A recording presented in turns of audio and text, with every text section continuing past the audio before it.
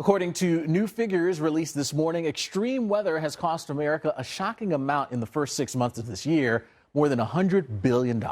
Senior national correspondent Justin Michaels is here to break down the numbers. Justin. Hey guys, yeah, in fact, it's $101.4 billion to be exact, and that's without any landfalling hurricanes. Now, this map shows the 14 costliest disasters from January through June of this year, covered in the latest billion-dollar disasters report, which is now being compiled by Climate Central after the federal government stopped tracking that data earlier this year. The numbers are staggering.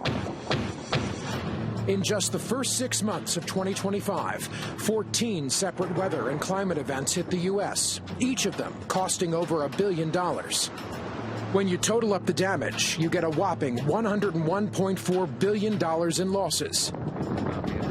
The most expensive first half of the year on record, according to Climate Central.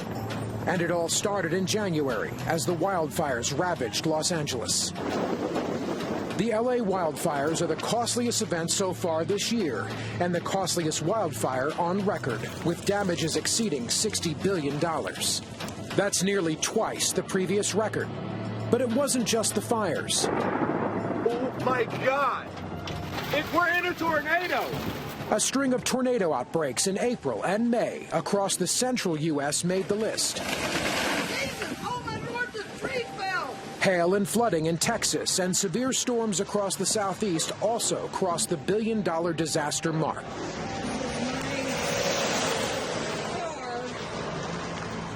On the side of the road. My car is completely busted up. 14 events in just a half year is already way above the average of 9 events per half year we've seen over the last 4 decades. But we're tracking the same pace as last year during this time frame. In 2024, we witnessed $15 billion disasters over the first 6 months of the year. Regardless of the number of events, the first half of 2025 was the most expensive on record. The data is clear. The cost of weather is rising. So this map and these numbers confirm the intense financial pressure that extreme weather is putting on the country. And that's just based on data from January through June of this year, guys. And in fact, taking a look, so just for perspective, this all just came out. They released it. It was embargoed until 10 o'clock this morning, East Coast time. So it's fresh information as in the last 22 minutes. Looking at this, they're tracking the years 1980 through 2025. We're talking 417 events that hit the $1 billion or more mark. We're talking about $3.1 trillion in losses from extreme weather or events like that, and more than 17,000 people being killed in that time period alone because of extreme weather. So we're going to be pouring through that report because it is just fresh. So, yeah. It's telling that there are no hurricanes yet. No hurricanes on the list. Right. We know there was a big flood disaster in Texas. This is before that, so Right. this is not included. So at this point, the data collection stops before that. Correct. So it happened on July 4th. This is the wildfires, and this is a lot of severe weather events that were very expensive this year in the U.S. 13 severe weather events alone, because the wildfire would have been one event, right? And then there were 14 in the first 6 months. Comparing it over the last 46 years, where the average, if you break it all down, is 9 in a 6-month period. We're at 14. Last year was 15.